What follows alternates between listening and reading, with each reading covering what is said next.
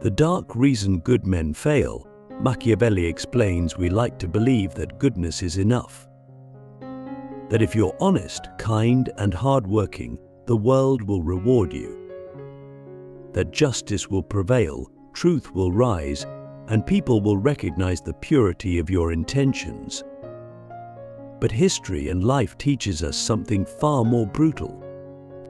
The truth is, good men often fail. Not because they lack merit, not because they're not trying hard enough, but because they misunderstand the nature of power. They assume the world is as moral as they are, and that assumption is their downfall. Niccolo Machiavelli, the sharpest political mind of the Renaissance, understood this better than anyone. He didn't write The Prince to be liked, he wrote it to expose the dark machinery behind power. He knew what we keep forgetting, that in a world ruled by appearances, strategy and fear, goodness without cunning is vulnerability. And vulnerability, when unguarded, is fatal. Imagine a man who is honest in business, loyal in friendship, devoted to his family. But he lives by principle. But when he enters a world where decisions are made through backroom deals, where loyalty is a currency traded and values are weaponized, he finds himself outplayed. He speaks the truth, and it's twisted. He shows mercy, and it's exploited. He trusts, and he's betrayed. And when he finally falls, when his integrity cannot protect him, the world looks on with indifference, maybe even pity, but not with justice. Machiavelli would say, this man failed not because he was good, but because he didn't know how to protect his goodness. Click subscribe to this channel to get more profound insights. Machiavelli's philosophy is often misunderstood. People think he glorified manipulation and cruelty. But that's not quite accurate. What he did was acknowledge that the world is not governed by moral ideals, but by fear, self-interest, and perception. And if you want to survive, let alone lead, you cannot afford to be naive about that. In fact, one of Machiavelli's most shocking claims is that it is better to appear good than to be good, especially in positions of power. Why? Because people don't truly know your heart. They only judge what they see. And what they see must serve their interests, their fears, their desires. This doesn't mean you have to be evil, but it does mean that virtue alone is not enough.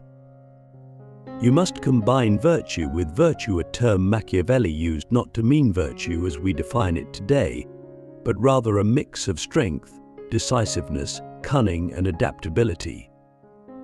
Virtue is not about being liked. It's about being effective. It's about knowing when to fight, when to wait, when to strike, and when to pretend you're not even in the game. It's about mastering the art of perception without losing your core identity. And that's the paradox. To preserve what is good, you may have to do things that don't look good. This is where good men stumble. They believe that integrity requires transparency, that being honest means showing your hand, that being kind means turning the other cheek every time. But Machiavelli would ask, what happens when your honesty becomes a weapon others use against you? What if your kindness enables injustice? What if your unwillingness to deceive makes you predictable and your predictability makes you weak? These are not easy questions, but they are necessary ones. Because the world does not reward moral purity, it rewards strategic awareness. And if you want your goodness to survive, you must learn how to defend it. So let me ask you this: have you ever been punished for telling the truth? Have you ever been overlooked because you refused to play the game? Have you ever trusted someone who used your loyalty against you? These experiences are painful, but they are also the beginning of wisdom. They are the cracks in the illusion that the world is fair. And in those cracks, Machiavelli's voice echoes, "It is not enough to be good. You must understand the nature of the battlefield you are on." Because life is a battlefield, not always in the physical sense, but in the psychological, the social, the political. Every room you walk into has its own power dynamics. Every relationship has its own unspoken rules. Every decision you make is filtered through how others will perceive it. And if you ignore these realities, if you assume that everyone else is playing by the same moral code you are, you will be blindsided. Machiavelli doesn't tell us to abandon integrity. He tells us to guard it, to cover it in armor, and to be willing to wear masks, not to deceive for selfish gain, but to protect what matters most. And that's the hard truth. Sometimes the only way to protect your ideals is to hide them, but not forever, but long enough to keep them alive in a world that doesn't always value them. So now the question becomes, how do you live as a good person in a world that punishes goodness? How do you balance moral conviction with strategic flexibility? How do you navigate a world of wolves without becoming one? These are the questions Machiavelli forces us to confront. And if we're brave enough to face them, we might discover not only how to survive, but how to lead, how to build, and how to win without losing our soul. The mask of power. Why you must appear stronger than you are to protect what you love. There's a dangerous myth we've absorbed, often without realizing it, that authenticity means always showing exactly who we are, exactly how we feel. That vulnerability, in all instances, is a moral virtue.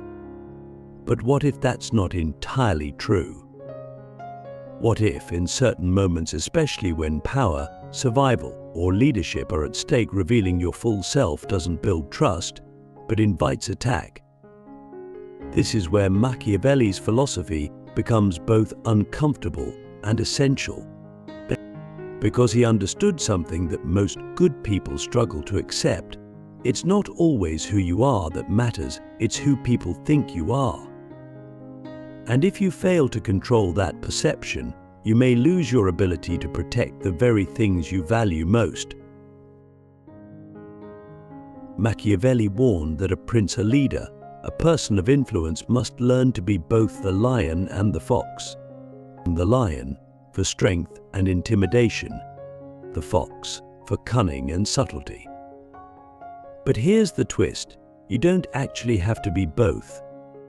You just have to seem like you are. Because perception in the world of power is more real than reality. People don't follow pure virtue, they follow strength, or the appearance of it.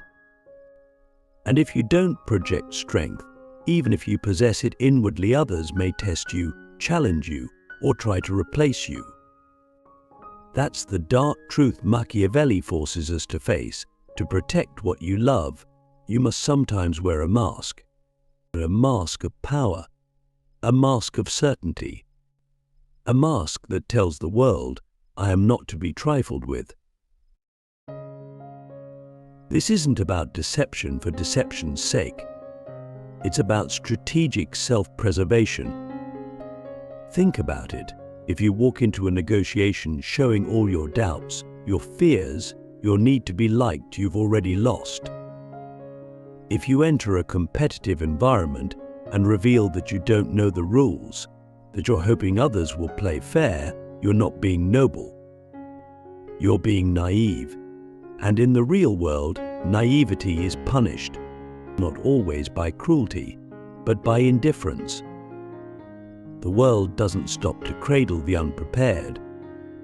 It moves forward with or without you. So we have to ask, why do good people so often resist power? Why do they hesitate to project confidence, authority, or firmness? It's because they associate these traits with arrogance, ego, or manipulation. But Machiavelli would say, that's a luxury you can't afford. If you care about your values, your family, your mission, your integrity, you must be willing to defend them.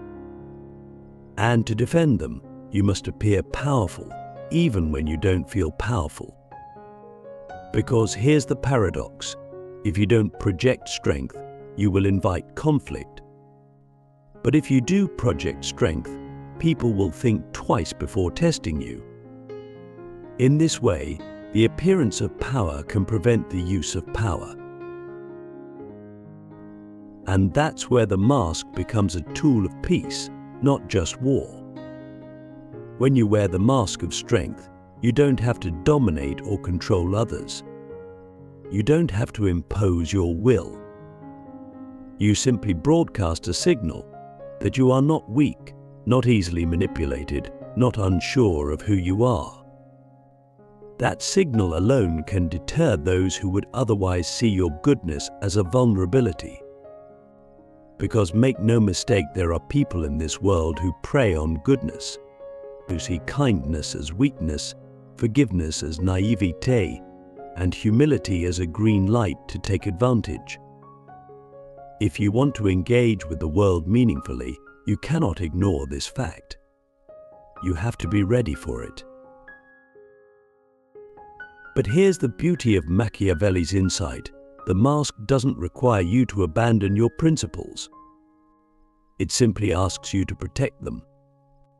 You can still be honest, loyal, and compassionate.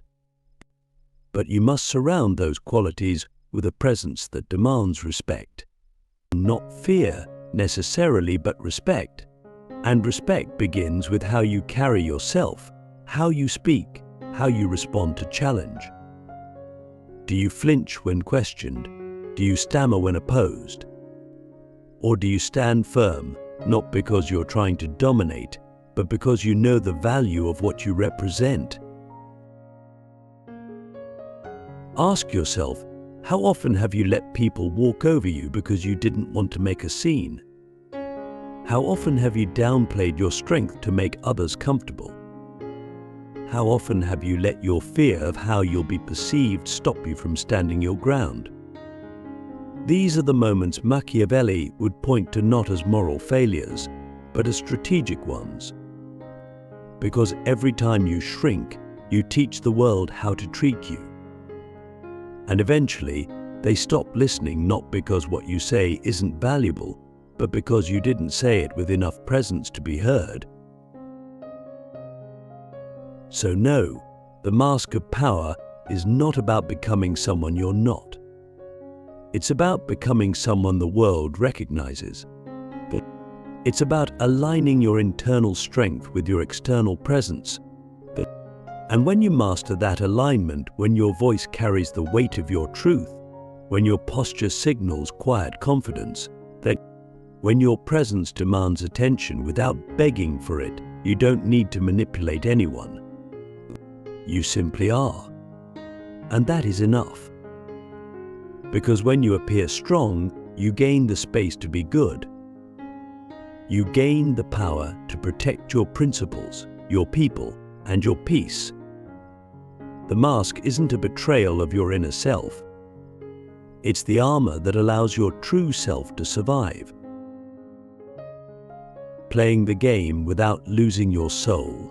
How to be strategic without becoming corrupt. One of the deepest fears that good people wrestle with is this: if I play the game, will I become like those I oppose? It's a haunting question, and for many it justifies withdrawal. We convince ourselves that disengaging from the world's power structures preserves our purity. We stay quiet in meetings, avoid leadership, refuse to negotiate, and choose silence over confrontation, all in the name of staying true to our values. But Machiavelli challenges that instinct. He would say, you're not preserving goodness by avoiding the game, you're surrendering it. Because when good people retreat, they leave the playing field to those who don't care about right or wrong, only about winning. And in doing so, they ensure that corruption thrives not because it's strong, but because the good refuse to compete. So how do we engage without becoming corrupt? How do we use strategy without sacrificing our soul? The answer lies in understanding the difference between tactics and identity. A tactic is a move, a temporary choice in a given situation. But identity is your core, your values, your purpose, your long-term moral compass. The danger arises when we confuse the two. When people lose themselves, it's not because they use strategy, it's because they abandoned identity. But when you're anchored in who you are, strategy becomes a tool, not a threat. You can adapt to circumstances, play different roles, even bluff when necessary, while still staying true to your deeper commitments. Machiavelli didn't advocate for betrayal of self. He advocated for adaptability. He knew that rigid idealism in a chaotic world is a recipe for impotence. If your values are so fragile that they can't survive contact with conflict, they're not values, they're fantasies. Real values are tested. They survive pressure, and sometimes they must be protected through unconventional means. That's the line good people must learn to walk, being flexible in method, but unshakable in principle. Let's get specific. Suppose you're in a workplace where politics determine promotions. You see people taking credit for others' work, forming alliances not based on merit but manipulation. You're tempted to step away to say, "I refuse to play this dirty game." But by doing so, you allow those with no moral compass to rise. Instead, what if you played smarter? What if you built alliances too, but based on mutual respect? What if you learned to speak in ways that influence the room without compromising your truth? What if you became so competent, so subtly persuasive, that others had no choice but to follow your lead? That's not corruption, that's strategic morality. That's what Machiavelli respected, those who could move through a flawed system without becoming a slave to it. You don't have to lie to be strategic. You don't have to manipulate to win. But you do have to understand that morality is not always visible at first glance. Sometimes the most ethical thing you can do is outmaneuver the unethical. Sometimes protecting the truth requires holding it back until its full weight can be felt. Sometimes saving a good idea means letting someone else think it was theirs. These are the subtleties of power, and if you refuse them out of fear of becoming like them, you may end up doing more harm than good. It's worth asking yourself what matters more, how pure you appear, or how much good you actually accomplish. Because there is a form of moral vanity that masquerades as integrity. It says, "I won't compromise," when what it really means is, "I won't get my hands dirty." But sometimes, the hands that do the most good are the ones willing to dig into the mud to pull others out. Machiavelli never said you should become a tyrant. He said you should understand how tyrants think so you can defeat them. That's the key, not becoming them, beating them. So how do you protect yourself from becoming what you hate? You build rituals of reflection. You surround yourself with people who will tell you the truth, not just what you want to hear. You ask yourself hard questions every day. Why am I doing this? Who benefits? Am I still aligned with a deeper mission, or have I drifted into ego? And when you find yourself drifting, and you correct course. That's not weakness. That's wisdom. That's how warriors of conscience survive the battlefield of life without becoming what they fight. And maybe that's the most important insight of all. You can be strategic and soulful. You can be cunning and compassionate. You can play the game and still sleep at night. But only if you understand the game and yourself. Only if you refuse to let the mask of power become your face. Only if you remember always that the goal is not to win at all costs, but to win without losing who you are. Why the world doesn't reward innocence, and what you must do instead, there's a painful truth that every honest, kind-hearted person eventually comes to face. But the world doesn't reward innocence. It doesn't hand out trophies for sincerity or medals for moral purity. In fact, more often than not, innocence is punished. It's overlooked, manipulated, misunderstood, or crushed under the weight of systems designed not for fairness, but for survival and dominance. This can be a devastating realization, especially if you were taught to believe that being good would naturally lead to good outcomes. That if you just worked hard, played fair, and treated people with respect, life would unfold in your favor. But Machiavelli, speaking from the brutal corridors of political power, knew better. He knew that the innocent man, unprepared for the reality of power, is not virtuous, he's vulnerable. But this isn't a call to abandon goodness. It's a call to upgrade it, to evolve from innocence into maturity. But innocence is fragile. It expects the world to adapt to it. Maturity is resilient. It adapts to the world without losing what matters most. And that's the shift Machiavelli invites us to make, from expecting justice to creating it, from waiting for the world to be kind to building a strength that protects kindness, from hoping that truth will prevail on its own to learning how to defend truth with strategy, presence, and power. Let's be clear, innocence is beautiful. But beauty alone doesn't survive in a storm. It needs shelter. It needs boundaries. It needs the kind of wisdom that says, yes, I believe in the good, but I also understand what threatens it. That's the essence of Machiavelli's warning. If you are good and you care about good things, justice, compassion, honesty, love, then you must learn how to protect them from those who don't. And protection requires more than virtue. It requires vision. It requires tactics. It requires a willingness to see the world as it is, not just as you wish it to be. So, what must we do instead of clinging to innocence? We must choose conscious strength. We must develop moral clarity backed by strategic thinking. We must become the kind of people who can walk into a room of liars and still speak the truth without being devoured by them. We must learn the language of power, not to dominate, but to guard what is sacred.